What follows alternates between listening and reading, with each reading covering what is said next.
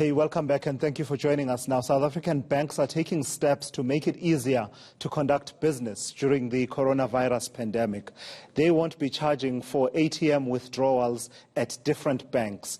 Let's find out how else they are tackling banking issues during this difficult time. I'm joined now by Banking Association of South Africa's Khomotso Modimoeng Holo. Thank you so much for joining me. Khomotso, these interventions that we are talking about now are targeted at a specific segment of the market that usually does banking by means that include with large withdrawals of cash and then using that cash at various points in their localities. What are the interventions that you are announcing? Sure. So I think just to clarify, so the waiving of the switch fee obviously applied to everyone, but the emphasis, I guess, is that what we could call the entrance level banking market. Our fellow citizens that, like you say, they need to most of the time have cash on them because of their locational cost. You know, where they buy food, they can't swipe their cards. Where the transport that they use need for them to have cash in them. And so that market, we're saying that at this point in time, for other market, while will be able to swipe our cards and not necessarily always need to have cash with us, they will unfortunately have to find ways of finding cash. Now, because of the lockdown, this is restricting them to go to their own ATMs that they usually use, or the ATMs of their own banks, because they now need to either find the nearest ATM to them to withdraw money, or find the nearest retailer that they can withdraw money from. So what banks did is that so just to also explain to that market is that on a normal circumstances, if you use your own bank's ATM, you would obviously pay the ATM withdrawal fees according to your own bank's offering. So there are banks that will say a number of withdrawal fees are free, for example, and then add after yes. So at this point in time, what we're saying is that all banks have now agreed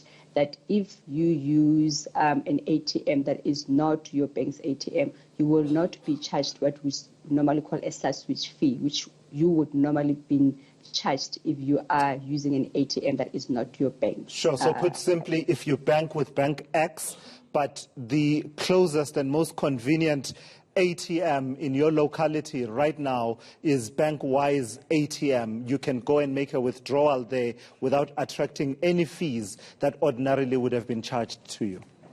Absolutely. And again, because I am aware that sometimes we don't explain these things to our fellow citizens. So we've got to be obviously aware that banks will be implementing this differently.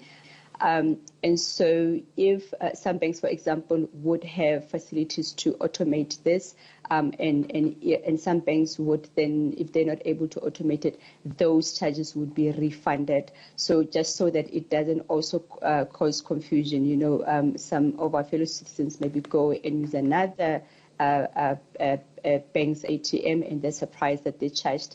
Please do obviously contact your bank if that happens, but it should be refunded.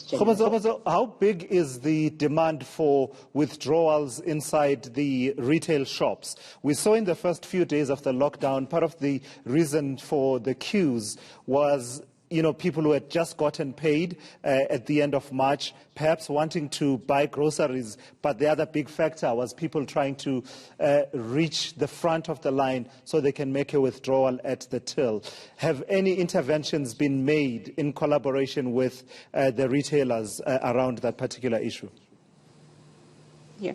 So I'm going to comment on the collaborations that we've been and the engagements that we've been having with retailers, but through SASSA engagements, because this far it would look like that is the market that has been going to retailers to get cash. And like I just emphasized, that it makes sense because those would be the market that need that cash for their locational costs. And I would imagine that the market that we sometimes call middle market, who are able to, just go around Spar or Pick and Pay and swipe your card, or you put your petrol and swipe your card, and so forth. And whenever you make your payments, you can use internet banking. But so that kind of market wouldn't necessarily need cash. But our own entry-level banking market, target market, or which includes the SASSA recipients, for example, those are kind of people that, remember, they would, if they make payments to their stock files, for example, that would be cash. And like I said, if they need to pay for things at their own communities, they need cash. So yes, cash is still needed for those markets, and understandably so, because like I said, in their own community, unfortunately, they need cash to buy those basic needs.